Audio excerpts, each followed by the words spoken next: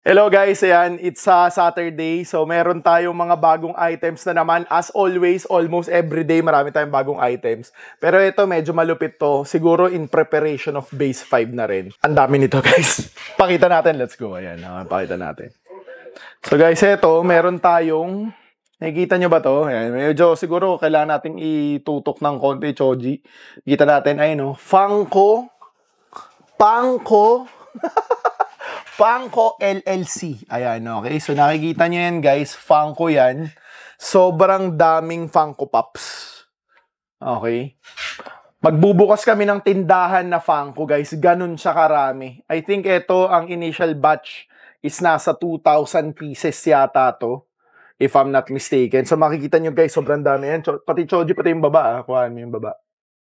Yan, okay. So, pati magmula baba yan, guys. Sobrang dami yan. As in. Pang isang tindahan to guys, kaya niyang pumuno ng isang tindahan sa totoo lang. Medyo sobra pa, depende sa laki ng tindahan. So, eto guys, malamang sa malamang masisimulan na natin to. Pero, mas lalo tong mas-showcase natin sa base 5 kasi yun talaga yung kailangan natin ng talagang napakalaking space. Kung makikita nyo dito, wala na tayo lalagyan dito sa base 4. So, sa base 5 na siya talaga. Pero, papakitaan namin kayo ang sample pa rin ito. Syempre, mag-unbox pa rin tayo ng mga Funko pa rin. Hindi unbox, pero magtatanggal tayo sa box nito. Okay, kasi yung iba, gusto talaga nila naka-box.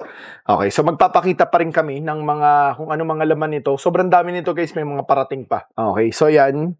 Ang dami. Hindi ko na alam ang gagawin dito honestly, pero lahat tayo mag-e-enjoy. Yun ang sigurado. Okay, mag-e-enjoy tayo dito. Short video lang to. Again, may mga dumating ng resins kanina, no? Choji, no?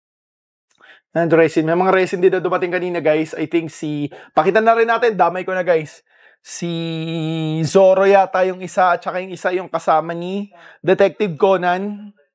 Okay, ito yung kasama ni Detective Conan. Anong pangalan nito? Nakalimutan ang pangalan niya. May yata pangalan. Nakalimutan ko yung pangalan niya. Ayan, so ito yung kasama ni Detective Conan. Okay. Hindi siya solo flex vid, guys. Pakita lang natin kasi yung isang dumating. Tapos may Zoro pa tayong dumating din. Ayan.